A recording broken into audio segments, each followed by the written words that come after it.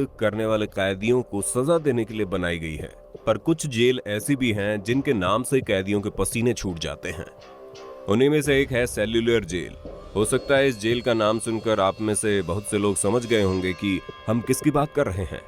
लेकिन अगर आपको अभी भी समझ में नहीं आया तो हम आपको बता दें, हम बात कर रहे हैं काला पानी जेल की। काला पानी आजादी से पहले अंग्रेजों द्वारा भारतीयों पर किए गए बेपनाह जुल्म की दर्दनाक कहानी है।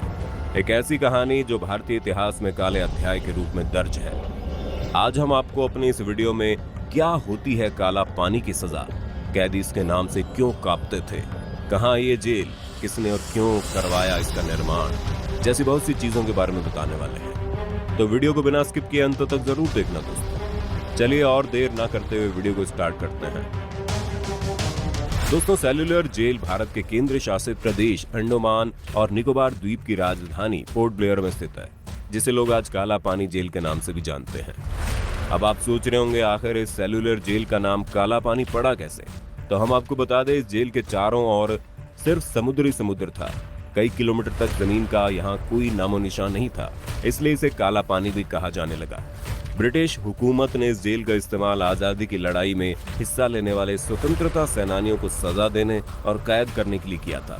इस जेल के निर्माण का विचार ब्रिटिश हुकूमत के दिमाग में 1857 की पहली क्रांति के बाद ही आ गया था और उसके बाद उन्होंने 1896 में इस जेल का निर्माण कार्य शुरू करवा दिया। अंडमान निकोबार द्वीप के घने जंगलों को काटकर जेल के लिए जगह खाली करने का काम शुरू किया गया, लेकिन वहां पर काम करने वाले लोगों के लिए यहाँ की जलवायु, जंगलों में सांप और बिच्छू उनके लिए लगातार संकट बने रहे।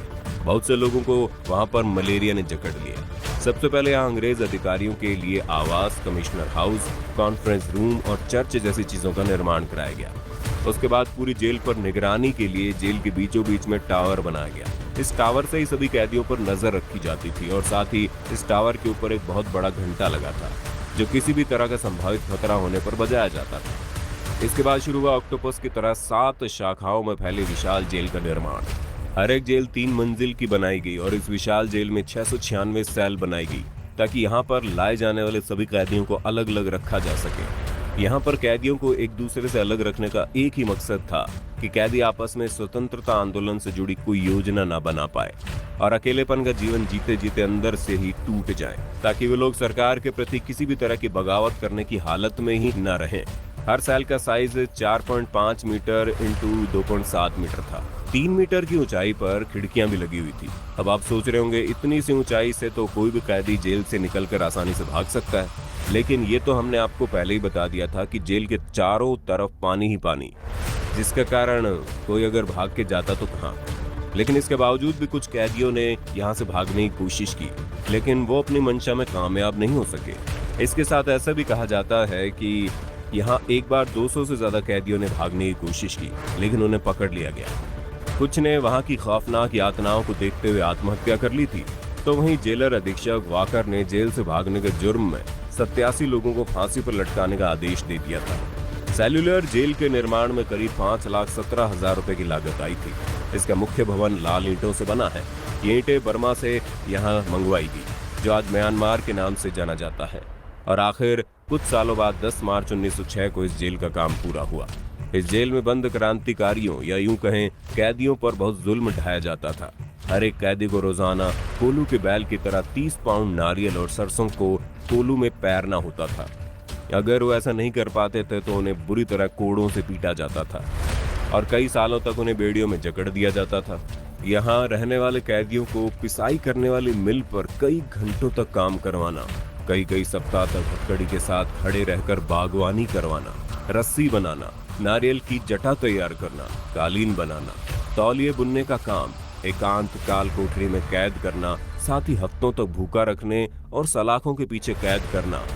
ये यातना इतनी भयानक थी कि जिसमें कैदी को मानसिक और शारीरिक तौर पर अपाहिज बना दिया जाता था। दोस्तों, ये तो बहुत ही मामूली सजा होती थी, लेकिन अब जो हम आपको बताने वाले हैं उसे सुनकर हो सकता है आपकी रूह कांप जाए। सोचिए, अगर कोई आपको घास से बनी सब्जी खिलाए तो आप क्या करेंगे। हो सकता है गुस्से में थाली फेंक दें या कुछ और, लेकिन काला पानी में रहने वाले कैदियों के पास ये ऑप्शन भी नहीं था, क्योंकि भूखे रहने की वजह से ये घास की सब्जी उन्हें खानी ही होती थी। नमक के नाम पर बस एक चुटकी दिया जाता था। इस खाने की वजह से कई कैदियों की मौत भी हुई। इसके साथ ही उन्हें पीने के लिए जो पानी दिया जाता था उसमें कीड़े पड़े रहते थे, जिसे अगर कोई आम इंसान देख ले तो घिन ना जाए। काला पानी की जेल में कोई शौचालय नहीं बना हुआ था, इसलिए जब भी उन्हें शौच जाना होता था तो वो अपनी सेल का इस्तेमाल करते थे। वहाँ कैदियों को 2 बर्तन दिए जाते थे, जिनमें से एक का इस्तेमाल वो खाना खाने और दूसरे का इस्तेमाल शौच के लिए करते थे। जब भी वो अपनी सेल से बाहर आते थे तो उस बर्तन को साफ कर लेते थे। यहाँ तक कि कैदियों के पास सोने के लिए ना तो रजाई थी ना कंबल। उन्हें मौसम कैसा भी हो हमेशा जमीन पर ही सोना होता था। जब भी वहां रहने वाले किसी कैदी ने किसी चीज की मांग की तो उन्हें इतनी भयानक सजा दी जाती थी जिसकी हम और आप कल्पना भी नहीं कर सकते। लेकिन ब्रिटिश सरकार को इससे कोई फर्क नहीं पड़ता था। एक जानकारी के अनुसार काला पानी की इस जेल का प्रयोग अंग्रेज सिर्फ भारतीय कैदियों के लिए नहीं करते थे। यहाँ दूसरी जगहों के भी सेनानियों को कैद करके लाया जाता था। ब्रिटिश अधिकारियों के लिए ये जगह पसंदीदा थी क्योंकि ये द्वीप एकांत और दूर था।